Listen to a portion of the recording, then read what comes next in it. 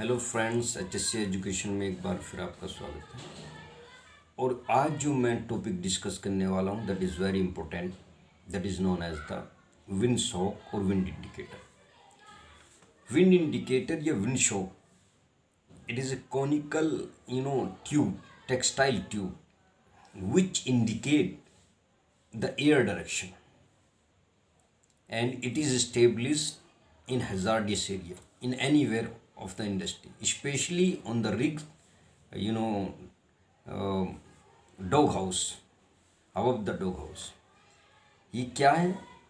Wind shock एक conical textile tube होता है, उस पर एक कपड़ा चढ़ा होता है जो विंड के डायरेक्शन को, हवा के डायरेक्शन को बताता है इन case of emergency. You can see it always time. ऐसा ही नहीं इमरजेंसी में दिखाएगा, इसे हमेशा आप देख भी सकते हैं। जिधर को हवा जाएगी उधर को वो घूमता रहेगा। तो उसका what is the main importance and role of wind indicator, wind sock, इसका क्या इम्पोर्टेंस है, क्यों लगाया जाता है? तो देखिए, कोई सी भी इंडस्ट्री हो, चाहे रिग फील्ड हो चाहे कंस्ट्रक्शन फील्ड हो, अगर कभी भी फायर होता है, आग होता है, लगता है, तो आग की बहुत सारी शर्तें बता दिया, LELUL, हीट, फ्यूल, O2, सब चीज़ चाहिए। लेकिन इसका रोल ये है कि ये हवा के डायरेक्शन को बताएगा। जब भी in case of emergency the fire is produce with the combination of heat, fuel, O2, तो आपको as give the instruction by the site incharge tool pusher, जैसा वो इंस्ट्रक्शन दे। अगर नहीं दिया तो क्या करेंगे आप? अननोन वर्कर से कैसे कैसे क्या काम करेगा वो? अगर आग लगा, फायर हुआ, उसको समझ में नहीं आ रहा कुछ, तो हवा के अपोजिट साइड में भागना है। अगर हवा साउथ में चल रही तो नॉर्थ में, ईस्ट में चल रही तो वेस्ट में जाना है। उसका रीज़न इज बिहाइंड दैट कि जब वो तेज़ी से एयर के थ्रू पास होगी तो वो उसी डायरेक्शन में जाएगी जिस डायरेक्शन में हवा तेज़ी से बह रही है। तो जस्ट अपोजिट में आपको रन करना है, भागना है। ये मेरे पास पूरा बना हुआ भी है, लेकिन इतनी क्लियरिटी नहीं है, इससे समझ में भी नहीं आएगा आपको। और मैं बहुत ही अच्छे तरीके से समझाऊंगा, रिपीट करके बार बार अगर वीडियो को आप देखेंगे। एक बात हो गई। दूसरी बात, मान लिया आग नहीं लगी, सपोज दैट आग नहीं है, गैस लीक हो गई, कोई प्रॉब्लम हुआ गैस या कोई, तो उस पोजीशन में, स्पेशली H2S की बात करा, हार्डन सल्फेट की, उस पोजीशन में क्या करना है आपको?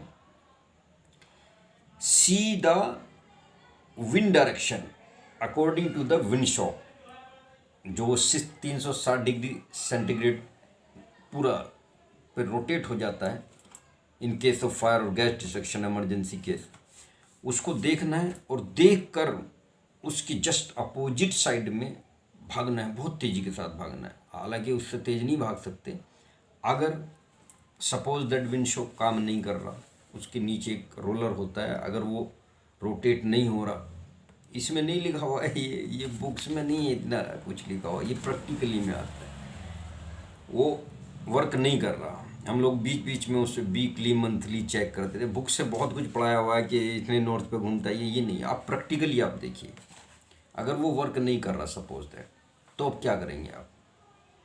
तब सेफ्टी ऑफिसर से पूछेंगे, इतना टाइम नहीं है, गैस लीकेज में इतना टाइम नहीं होता, फायर में भी इतना टाइम नहीं होता।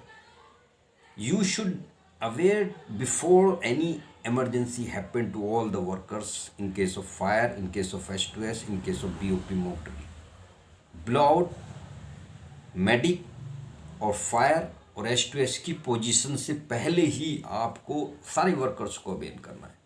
जितने वर्कर्स साइट पे है उनको स्पेशली आप मंथली और सप्ताह में एक बार ट्रेनिंग दीजिए और उनको ट्रेंड कीजिए कि अगर कोई भी इमरजेंसी होती है, कोई भी घटना घटती है, तो आपको what you will take the emergency action पूरा बना होता है।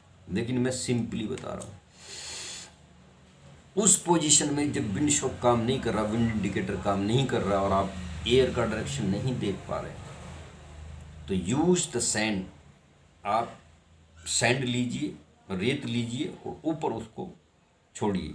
तुरंत पता चल जाएगा कि नॉर्थ साइड जा रहा है या साउथ साइड जा रहा है या ईस्ट जा रहा है, वेस्ट जा रहा है, किस डायरेक्शन में सैंड जा रहा है, उसकी जस्ट अपोजिट भागना है। क्योंकि गैस अगर लीक होगी उसी साइड में जाएगी। समझ रहे हैं आप? ये हो गया। तो इम्पोर्टेंस ऑफ विंड शॉक, अगर आप जब भी एग्जामिनर क्वेश्चन पूछता है तो सबसे आप पहले ये बताएंगे सर ये एक कोनिकल टेक्सटाइल ट्यूब होती है जिस पर एक कपड़ा चढ़ा होता है पूरा और नीचे से रोटेट होती है हजार्डस एरिया में, या हम कहीं सुटेबल प्लेस पे हर एक इंडस्ट्री में लगाते हैं।